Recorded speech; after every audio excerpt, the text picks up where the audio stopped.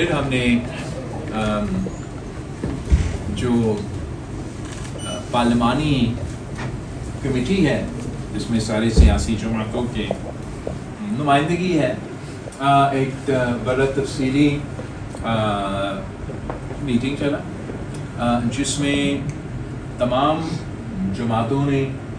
Input دی. جو Pakistan Peoples party کی original concept کی جو ڈرافٹ ہے، جہاں تک آئینی عدالت اور آئینی عدالت میں تعیناتی کا یا اپوائنٹمنٹس کا پروسیس، وہ ڈرافٹ اس میں ہم نے حکومت کی سے اس کی شروع میں شیئر کیا، اور جو ہم نے کچھ دیر سے مولانا صاحب کے ساتھ بھی شیئر کیا تھا، وہ ہم نے آفیشلی جو پارلیمانی کمیٹی ہے اس پہ پیش کیا.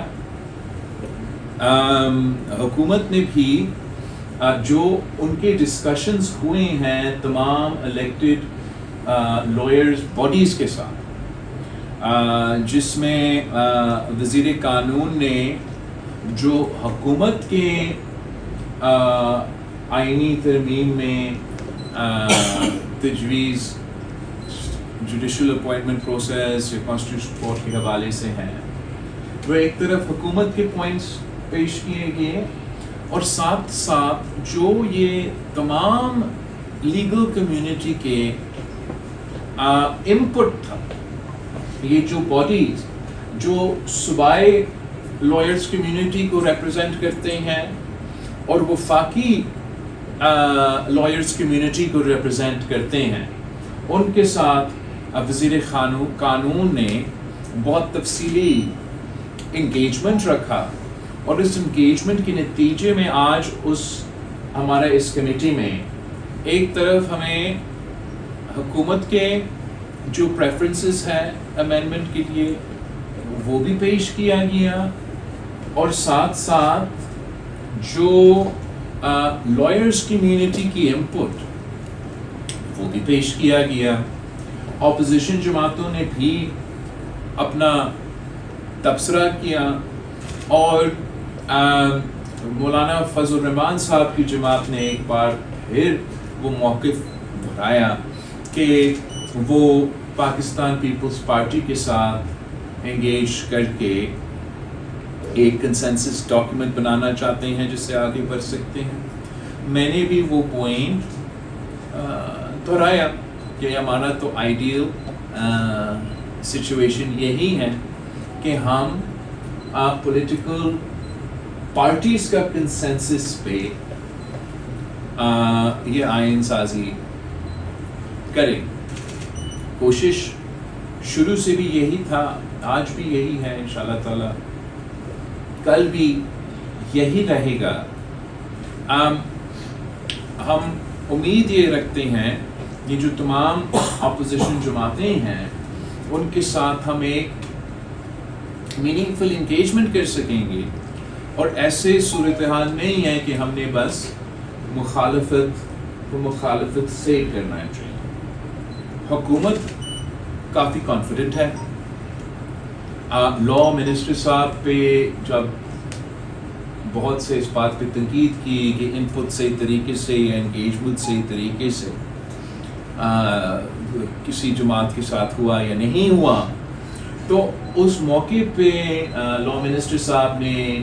بڑا کلیئر اور واضح کہا کہ اس کے باوجود کہ حکومت کے پاس ممبران پارلیمان کی جو 2/3 اکثریت ضروری ہے آئینی ترمیم لے آنے کے لیے، وہ نمبرز ان کے مکمل ہیں، مگر اس کے باوجود وہ نہ صرف پچھلے میٹنگ کے وقت بٹ آج بھی باقی سیاسی جماعتوں کو یہ اسپیس دے رہے ہیں کہ وہ کنسنسس پولیٹیکل پارٹیز کا بنے. اور میں یہ پولیٹیکل پارٹیز کی کنسنسس کی جو مینشن کیا گیا، جس کا ذکر کیا گیا، اس کو میں ویلکم بھی کرتا ہوں، بٹ ساتھ ساتھ میں بھی یہ پریشر محسوس کرتا ہوں کہ اگر حکومت واقعی پورا 2 دہائی اکثریت کے ساتھ بیٹھے ہیں اور انہوں نے ہمارا پچھلے مہینے جو میٹنگ ہوا اس کے بعد سے لے کے آج تک اس انتظار میں ہے کہ کسی طریقے سے پولیٹیکل پارٹیز کی کنسنسس ہو نہ کہ حکومت کی زور ہو، تو دیٹس اے ویلکم اسٹیپ. ہم کب تک یہ حکومت سے امید رکھ سکتے ہیں کہ وہ اپنا سارے پرائیورٹیز چھوڑ کے اپنا جو ذہن میں طے ہوا یا سوچا ہوا گیا ٹائم فریم ہے وہ چھوڑ کے وہ کب تک ہمیں اسپیس دیں گے کہ ہم پولیٹیکل پارٹیز کی کنسنسس بنائیں؟ یہ میرے لیے ایک واقعی ایک سوال ہے، جس کی وجہ سے جبکہ ایس سی او کانفرنس ہو رہا ہے اور دوسری چیزیں ہو رہے ہیں، میرا پورا کوشش ہوگا کہ ہم مسلسل مختلف سیاسی پارٹیز کے ساتھ انگیج کر کے میں اس پوزیشن میں آ جاؤں کہ میں حکومت کے سامنے کوئی نہ کوئی کنسنسس پولیٹیکل پارٹیز کا ڈاکیومنٹ لے کر آ سکوں. اس لیے میں سمجھتا ہوں کہ اگر ہم وہ پروسیس نہیں کر سکتے ہیں تو پھر حکومت کا یہ مطالبہ کہ ٹائم ضائع کیے بغیر یہ جو آپ کا بہت پرانا کوشش ہے وہ مکمل کیا جائے، اور جبکہ وہ آئینی ہوگا، قانون کے حساب سے صحیح ہوگا، نیا ادارہ بنے گا.